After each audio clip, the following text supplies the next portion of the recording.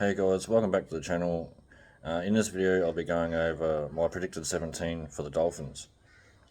Before I get into that, remember to hit the thumbs up if you like the video, and if you haven't already, please subscribe to the channel as it'll help the channel grow, and yeah, I'll really appreciate it if you do. Without further ado, I'll get into it. So at fullback, he'll obviously pick himself, the hammer so Tabi Waifado. He's already been part of the club for the first 2 years already. Dolphin number one. Picks himself basically. During the season at some point, like the back end, Trey Fuller would be available. Whether or not Christian Wolf decides to move Hammer to the centres and have Trey come in at fullback remains to be seen. Probably depends on how the centres are going, pretty much. Hamaso be at centre. On the wing, Jermaine Osako pretty much picks himself there as well. Since being at the Dolphins, he's had his probably best couple of seasons so far. In 2023 was actually leading try scorer and leading point scorer, the first to do it since Mal Meninga back in like 1990 or something like that.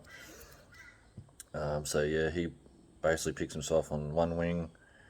The other wing, pretty much, it'll probably be the same as who was playing last year. Jack Bostock, only going to improve over time as well. He's only like 20 years old or something like that, only very young. We could potentially end up moving into the centres.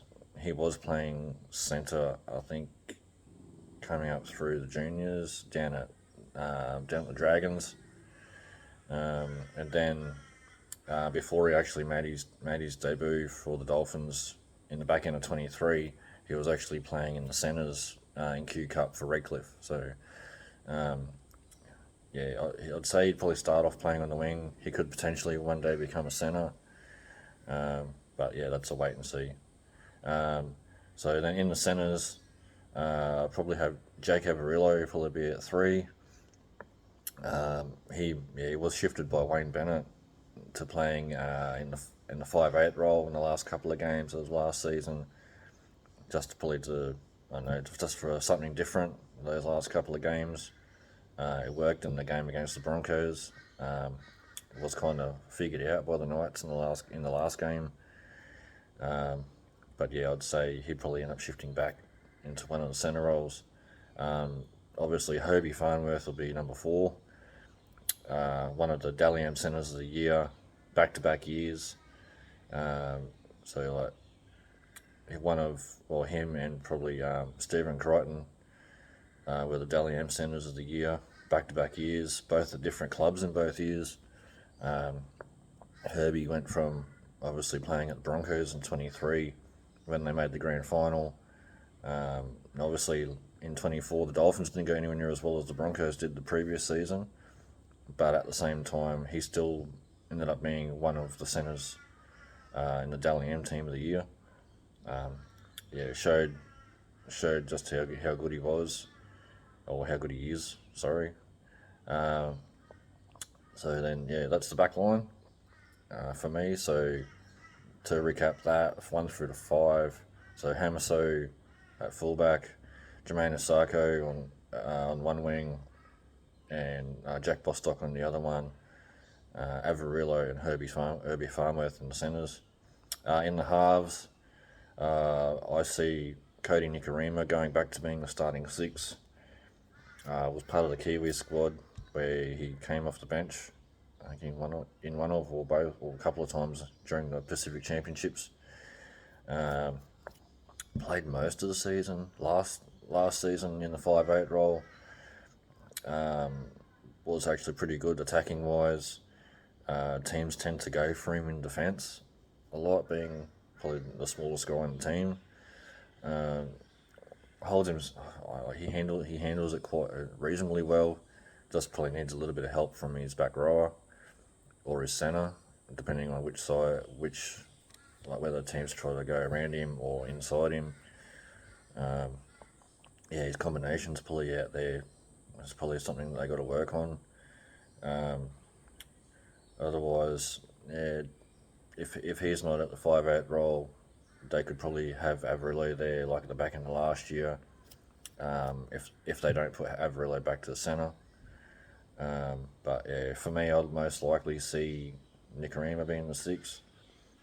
Down the track at some point, maybe, because like Nicarima's like 31 years old or something like that. Down the track, maybe someone like Kurt Donahue, who's in the squad, who extended for another year. He could potentially end up being a long-term 6, alongside obviously the number 7. He'll basically pick himself at the moment. Isaiah Katoa. He's played multiple games already for Tonga for the last couple of years, playing under the guy who's going to be the head coach, Christian Wolf. He's played games for Tonga under him. Only 20 years old as well. Only got years of improvement ahead of him. The Dolphins originally, they signed him from the Penrith system. He came up through basically all the junior grades, basically down at the Penrith Panthers, and within a year went from playing SG ball pretty much to playing NRL the following year. Only played a couple of games in Jersey Flag, one game in New South Wales Cup before coming to the Dolphins in 23. So he'll basically pick himself in the halfback role. So then moving on to the forwards, the new signing from 2025, Daniel Saifiti, I see him in the 8 jersey. After Jesse Bromwich retiring at the end of the 2024 season, it was a good signing to see Daniel Saifiti coming. The Dolphins haven't had a lot of luck with injuries in the forwards, with like Flegler being out since round 4 in 2024. Probably not likely to come back until late in the season, mid to late season. If he does come back at all this year, he could potentially even miss the whole year again. So Daniel Saifiti is a handy signing for the Dolphins going into this year. They picked him up from the Knights, leaving his twin Jacob there. Just another one that's leaving the Knights and left their twin brother. He's the first of 2 to do that. But anyway, so Dan Saifiti. At 9, obviously Jeremy Marshall-King, he'll pick himself. If he hadn't been injured in the back end of last 2 seasons, where he's had to basically get surgery and go through rehab and recover from injury over the off season, probably both years, he's every chance that he probably would have got picked to play for the Kiwis.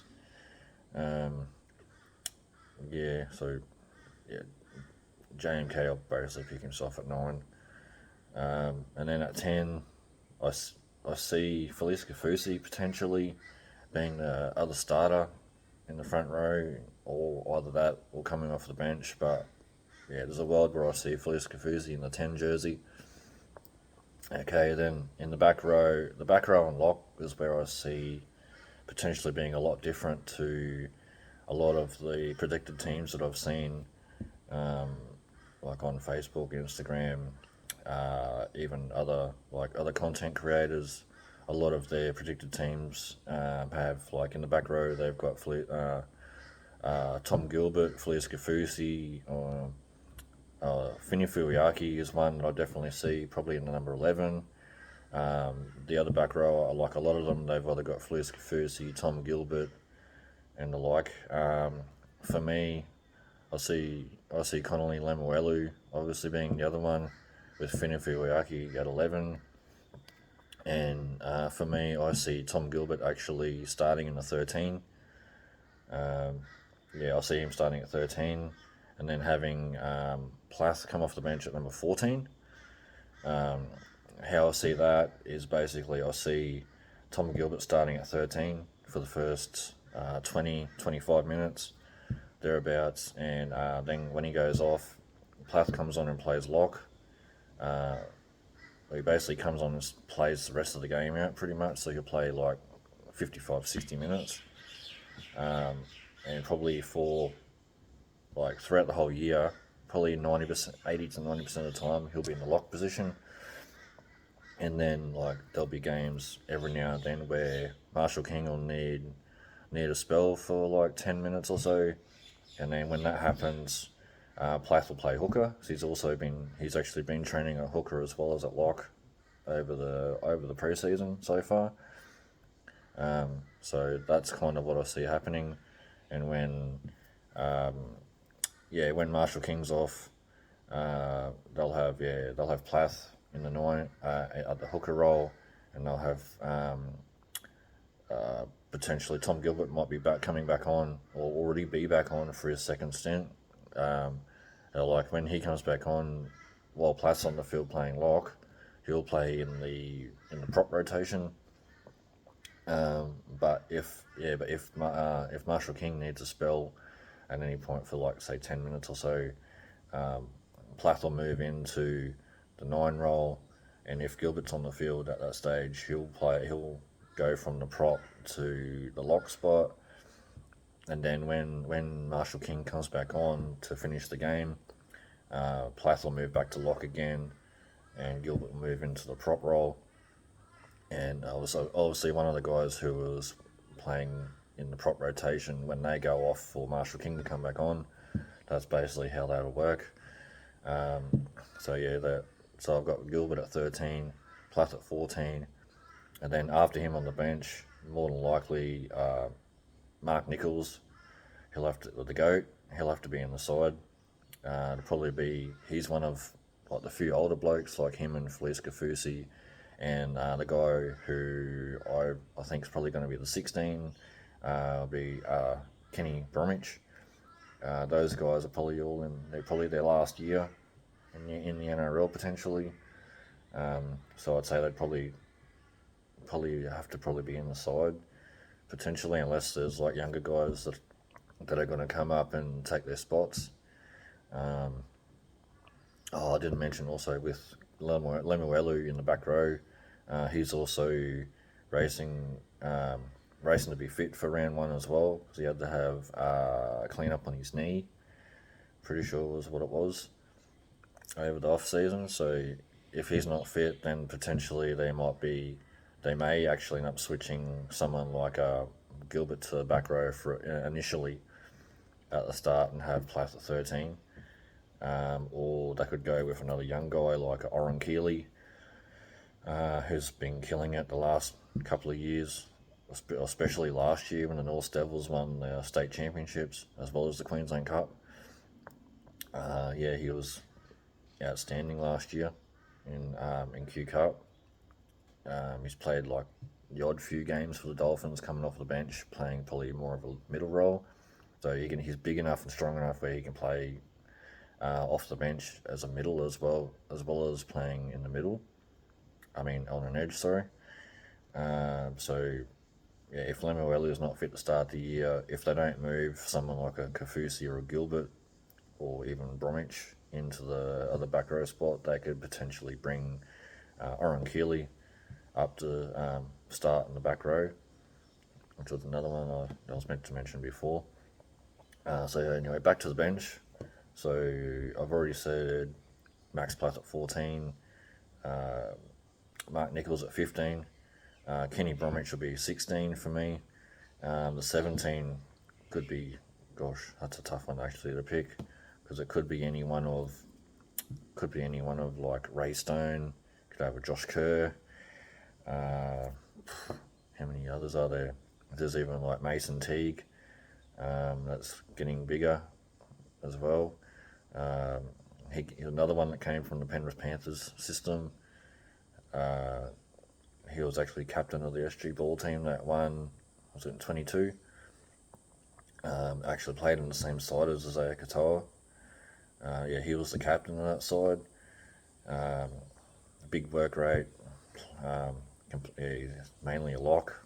I've seen him play like in the back row, also in Q Cup for both Redcliffe in 23 and well, he didn't actually do that in 24, but he played mostly lock or just as a middle forward off the bench for the Devils when during the year. Yeah, so another one that could probably potentially end up being a bench spot. Yeah, there's plenty of guys that could actually do it.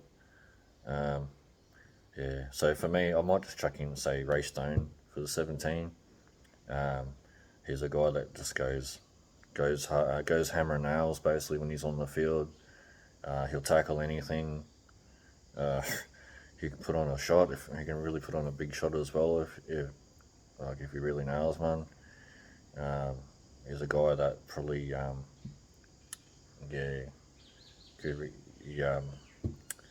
he really fires up and just he works hard. He's one of those hard working guys.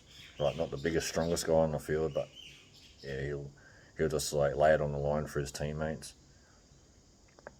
So other guys basically in the squad, I've already mentioned Kurt Donahue, and Mason Teague, Oren Keeley, there's those other sort of guys there.